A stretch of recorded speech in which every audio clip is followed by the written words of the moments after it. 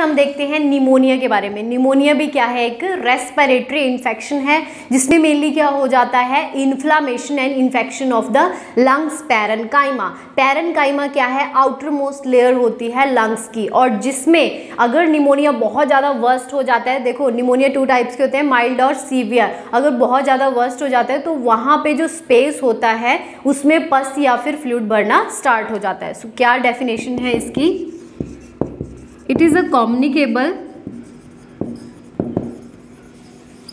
Respiratory infection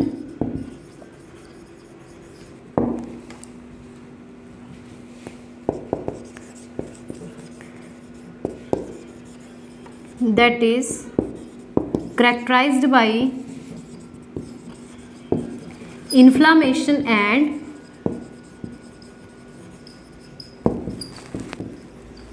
infection of one or both lungs parenchyma। Okay, दोनों में हो सकता है, एक लंग्स में भी हो सकता है और दूसरे लंग्स में भी, या फिर दोनों में भी हो सकता है। अब मैंने आपको बताया कि ये जो निमोनिया है ये क्या है, स्प्रेड हो सकता है ओवरऑल लंग्स में। आपको पता है राइट लंग्स में कितनी लोब्स होती हैं, 3 लोब्स होती हैं, और जबकि जो लेफ्ट लंग होता है उसमें 2 लोब्स होती हैं। क्यों?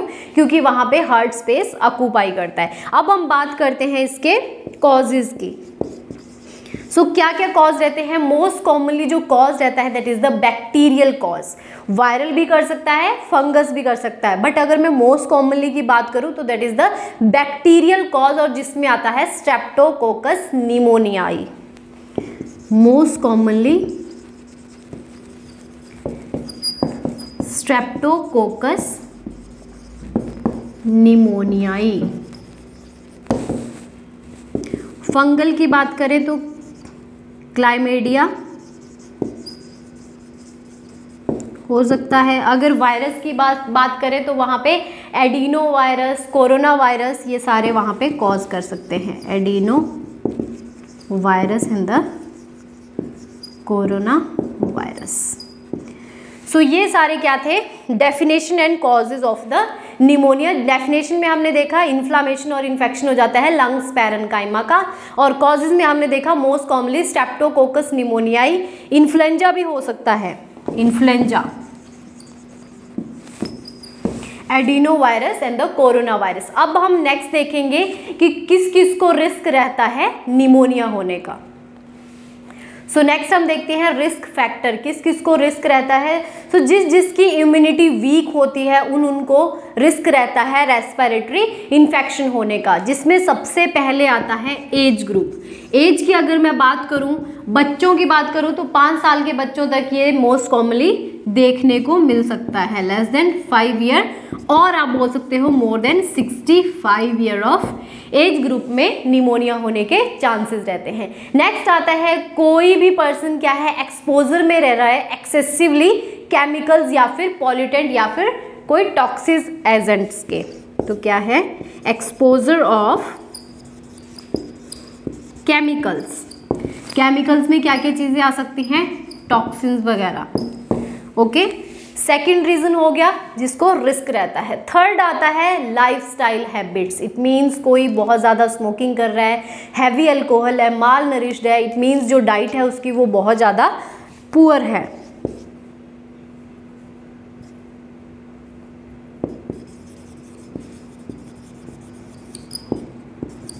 अल्कोहलिक एंड स्मोकिंग, जो कि किस में आती है, लाइफस्टाइल हैबिट्स में आते हैं। इट मीन्स जो ऐसी हैबिट्स उन्होंने ले रखी है जो हमारे इम्यून सिस्टम को वीक करती है। नेक्स्ट अगर मैं बात करूं हैविंग अ लंग डिजीज, अगर किसी को ट्यूबरोक्लोसिस है या फिर किसी को प्लूरल इन्फेक्शन है तो उनको भी चांसेस रहते हैं निमोनिया होने के।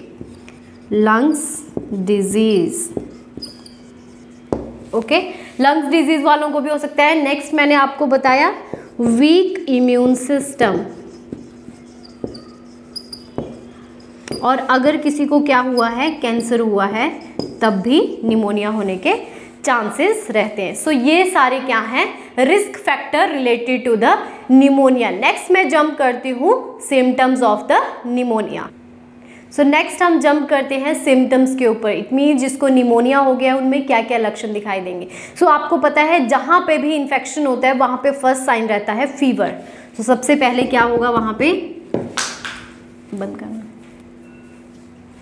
हम जंप करते हैं इनके सिम्टम्स पे। जो निमोनिया वाला पेशेंट है उसमें फर्स्ट सिम्टम आएगा फीवर। फीवर कितना हो सकता है 100 से 100.2 डिग्री फ़ारेनहाइट तक। It means high grade fever वहाँ पे देखने को मिलेगा।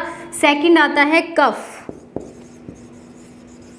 कफ होगा क्योंकि इन्फ्लामेशन के कारण जितनी भी सिक्रीशंस है वो बहुत ज़्यादा बढ़ जाएंगी, तो वहाँ पे कफिंग देखने को मिलेगा। कफ हो रहा है तो वहाँ पे कहीं ना कहीं ब्लॉकेज आएगी, इसलिए शॉर्टनेस ऑफ ब्रीदिंग भी देखने को मिलेगा। Shortness of breathing. और आपको मैंने डेफिनेशन में बताया था निमोनिया में जो लंग्स का पैरेन्काइमा है उसमें इन्फ्लामेशन हो गई। इट मीन जो लंग्स की कैपेसिटी है इंस्पायर और एक्सपायर करने की वो भी क्या है कम होगी, जिसके कारण वहाँ पे ब्रीदिंग प्रॉब्लम आएंगी। नेक्स्ट क्या है chest pain. You all know that जो लंग्स है उनका काम होता है गैसियस एक्सचेंज का। अगर लंग्स में इन्फेक्शन हो रहा है तो कहीं ना कहीं जो कार्बन डाइऑक्साइड का लेवल है वो इंक्रीज हो जाएगा, जिसकी वजह से लैक्टिक एसिड प्रोड्यूस होगा और वहाँ पे चेस्ट पेन हो सकती है। नेक्स्ट अगर मैं बात करूँ तो वहाँ पे चिल्स देखने को मिल सकते हैं, वॉमिटिंग हो सकती है, डायरिया हो सकता है और नॉजिया भी। सो ये सारे क्या थे sign and symptom of the pneumonia, जिसमें हमने फीवर देखा, कफ देखा, shortness of breathing, chest pain, chills देखे, vomiting, diarrhoea and nausea. Next हम देखते हैं जो इसके डायग्नोसिस हैं। डायग्नोसिस में हम क्या क्या चीज़ें करेंगे, मतलब हमें कैसे पता चलेगा ही और she suffering with the pneumonia. So सबसे पहले हम क्या करेंगे हिस्ट्री कलेक्शन करेंगे।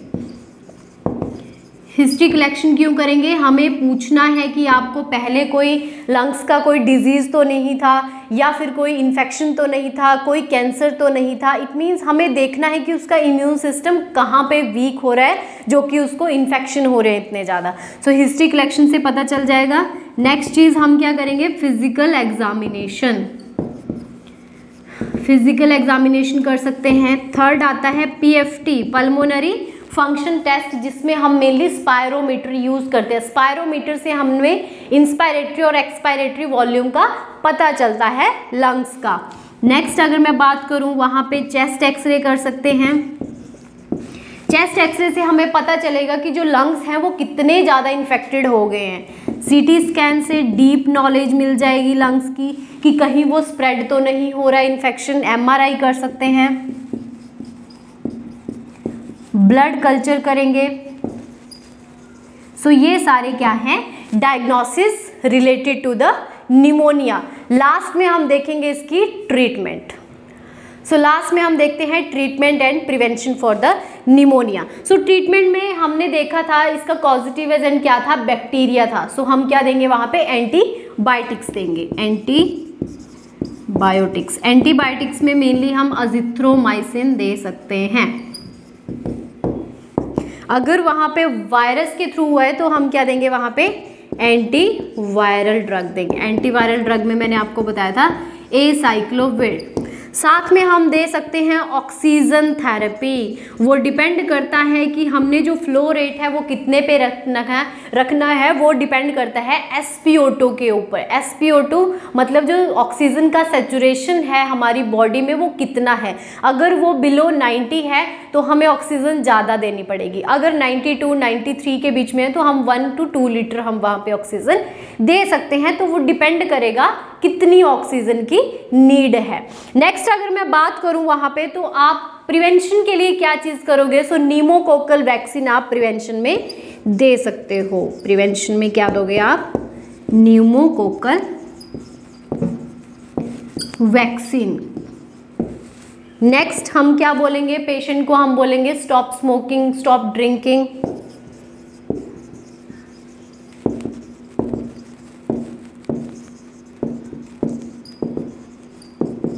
एंड हम क्या बोलेंगे पेशेंट को लाइफस्टाइल चेंज करने के लिए जितने भी फैटी डाइट्स है वो कम लेनी है, ग्रीनी वेजिटेबल्स ज़्यादा लेने हैं। Change the lifestyle. सो ये सारा क्या था treatment and prevention for the pneumonia. Third disease condition पढ़ेंगे हम मम्स के बारे में।